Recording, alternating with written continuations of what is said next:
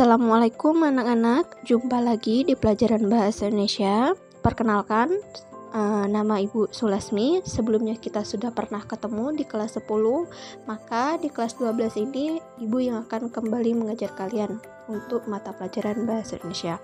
Sebelumnya Ibu ucapkan selamat telah menyelesaikan program PKL kalian. Semoga hasilnya memuaskan dan kalian memperoleh pengalaman bagaimana menerapkan ilmu yang diperoleh di sekolah dan langsung diterapkan di tempat PKL atau magang kalian. Oke, sebelum belajar, Ibu akan memberikan sebuah kata-kata atau kalimat biar kita lebih semangat dalam belajar. Hidup yang baik itu diinspirasi oleh cinta dan dituntun oleh pengetahuan. Jadi ketika kalian ingin hidup yang lebih baik, maka kita memerlukan cinta dan yang paling penting adalah pengetahuan agar hidup kita lebih baik dari sebelumnya.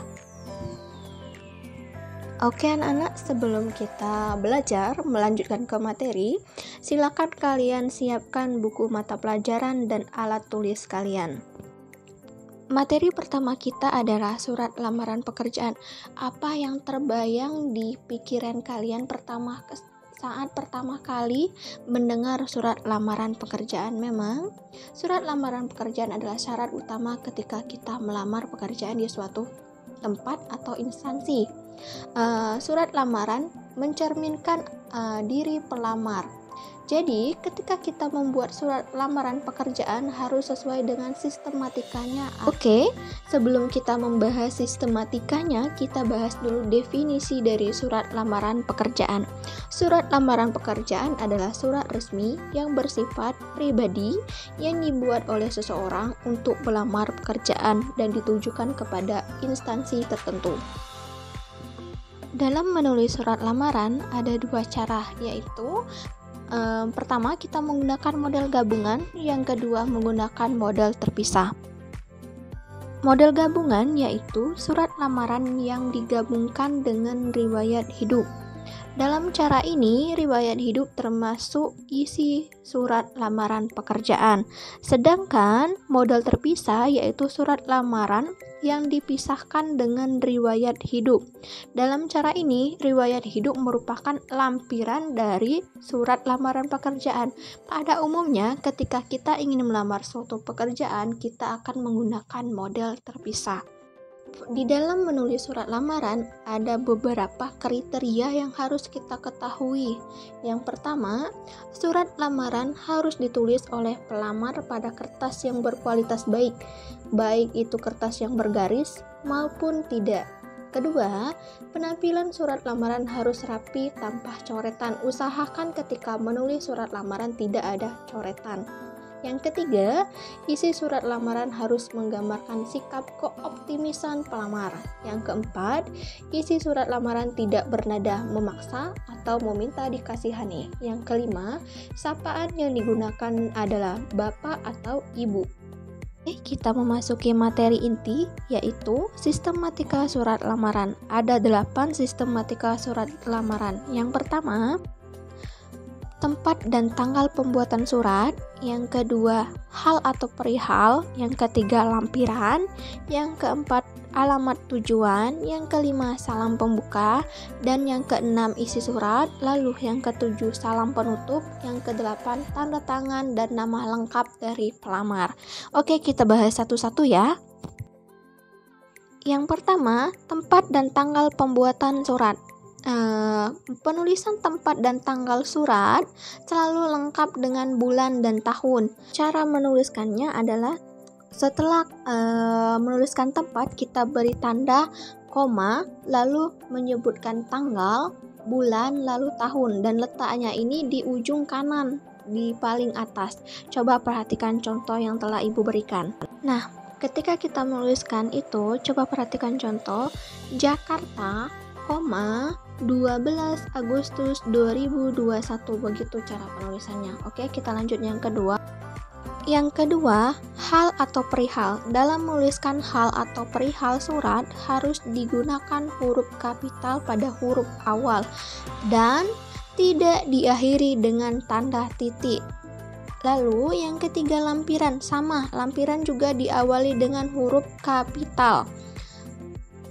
Contoh, perihal titik 2A, lamaran pekerjaan, lalu lampiran titik 2 satu berkas. Maksudnya satu berkas di sini ialah merangkap fotokopi KK, fotokopi ijazah, fotokopi KTP, fotokopi SKCK, gitu maksudnya.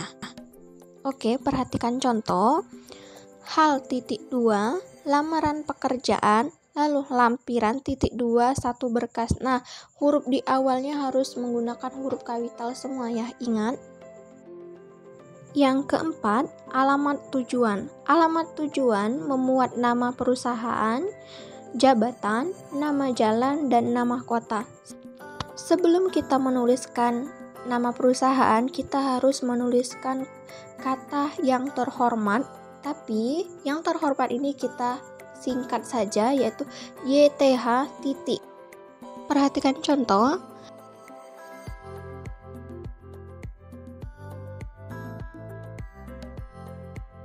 Yang kelima, salam pembuka. Salam pembuka biasanya menggunakan kata dengan hormat diikuti dengan tanda koma.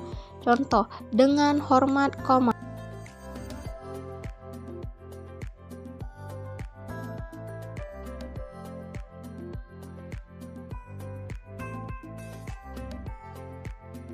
Isi surat terdiri dari alinea pembuka, alinea isi, dan alinea penutup.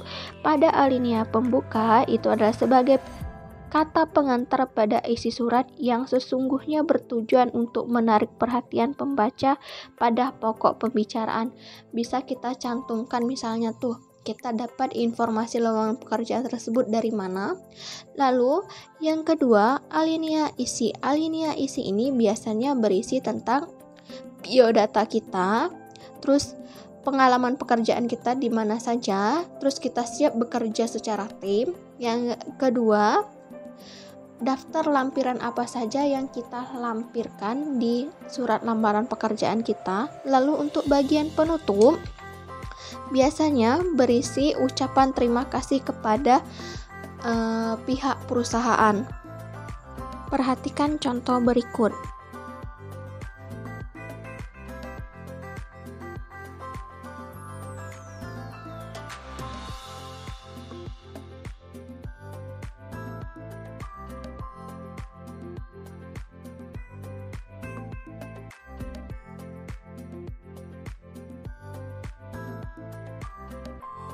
Selanjutnya, salam penutup. Salam penutup berfungsi sebagai untuk menunjukkan rasa hormat dan keakraban pengirim terhadap penerima surat. Lalu yang kedelapan, tanda tangan dan nama jelas pelamar. Di sini wajib sekali ketika kita melamar pekerjaan mencantumkan nama lengkap dan tanda tangan. Perhatikan contoh berikut. Perhatikan contoh. Hormat saya, Rendra, itu tanda tangannya, lalu di bawahnya nama lengkap, Rendra Prawiro. Ketika menuliskan salam penutup, di awal kata pada kata hormat harus menggunakan huruf kapital. Lalu setelah kata saya, koma. Oke, materi kita telah selesai. Kita langsung ke grup WhatsApp untuk melakukan kegiatan tanya jawab. Jika ada yang ingin ditanyakan, silakan kalian tanyakan ke Ibu. Terima kasih atas partisipasi kalian dalam kegiatan pembelajaran hari ini. Ibu tutup dengan wassalamualaikum warahmatullahi wabarakatuh.